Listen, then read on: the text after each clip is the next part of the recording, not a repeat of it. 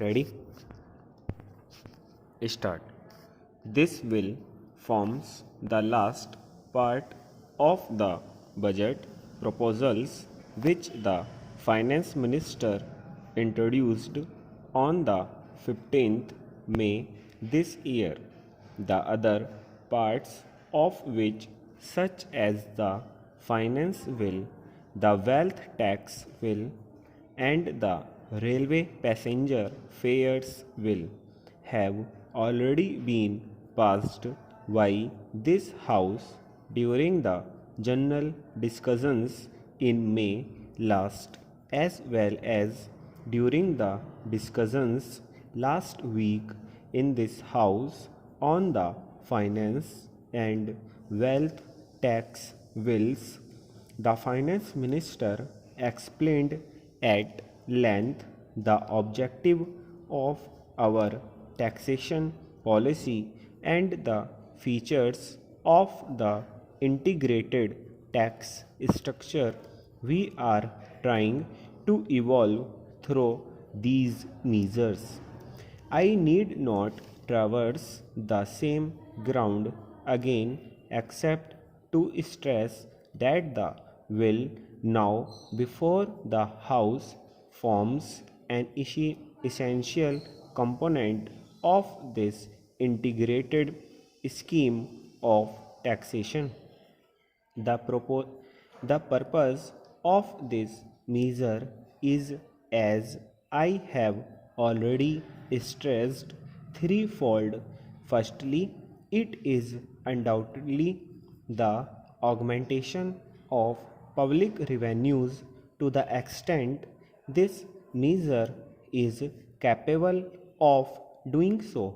Secondly, which in my opinion is even more important, it is to reduce the excessive consumer spending and divert the surplus funds towards savings. And lastly, together with the wealth tax and the income tax acts, it would provide an effective weapon to counter tax evasion and avoidance.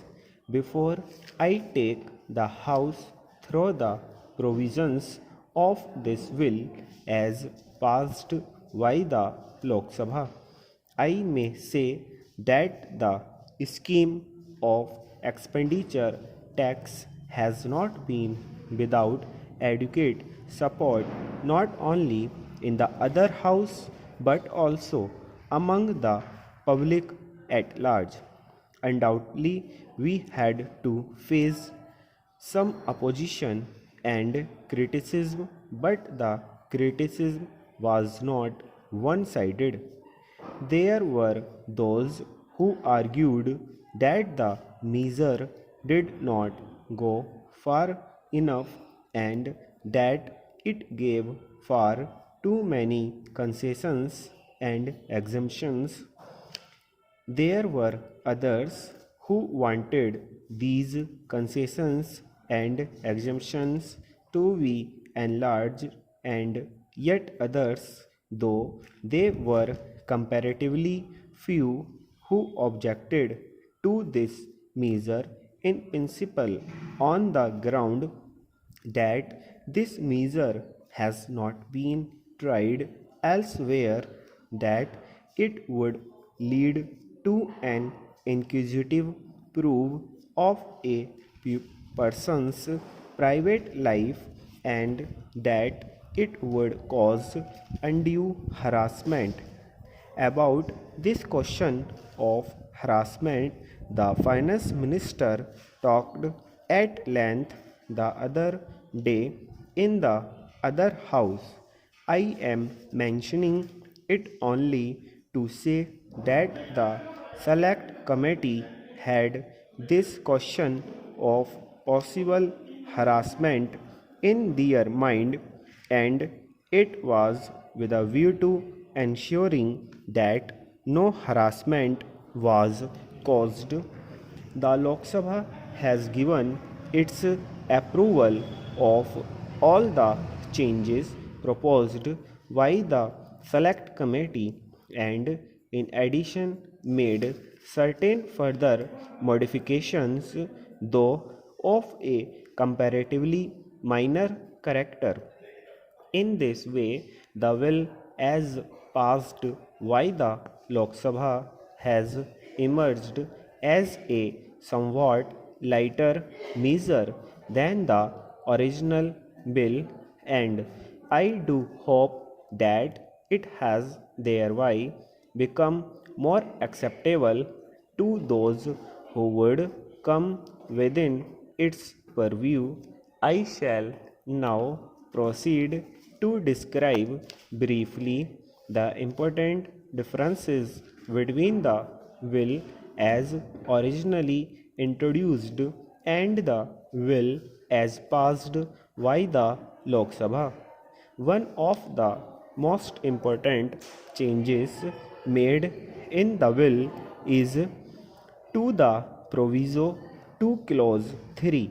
As honorable members are aware, the original will had provided that no expenditure tax would be payable if the total income under the Income Tax Act for the relevant previous year did not exceed rupees 1 lakh. A good deal of thought was given to this provision in the will, and the Lok Sabha also debated at some length on the pros and cons of such a provision.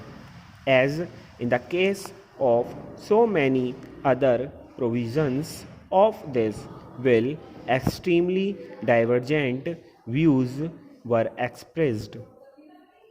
Some wanted that the proviso should be omitted altogether. Others wanted that it should stand as originally proposed, while some other wanted to lower the limits of income proposed. There were also a few who suggested that the limit should be higher.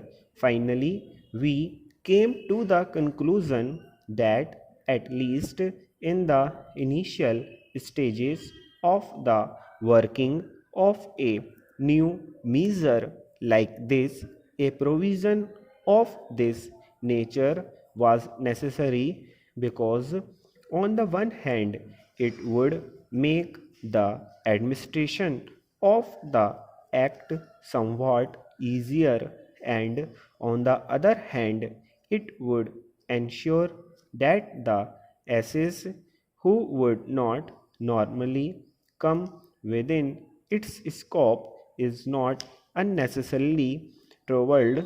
It was felt, however, that no distinction was necessary between income liable to income tax and that which was not so liable, because the proper criterion was not income as defined in the Income Tax Act, but income or receipts from all sources, including casual and non recurring receipts that would remain with a person after meeting all his tax liabilities.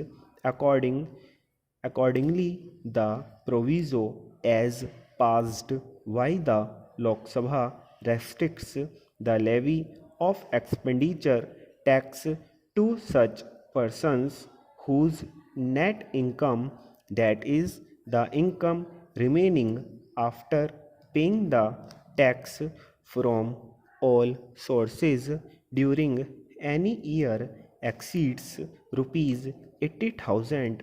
This limit was fixed with due regard to the basic allowances of rupees 50,000, so that any person with an income of rupees 50,000 would have to pay expenditure tax. Stop.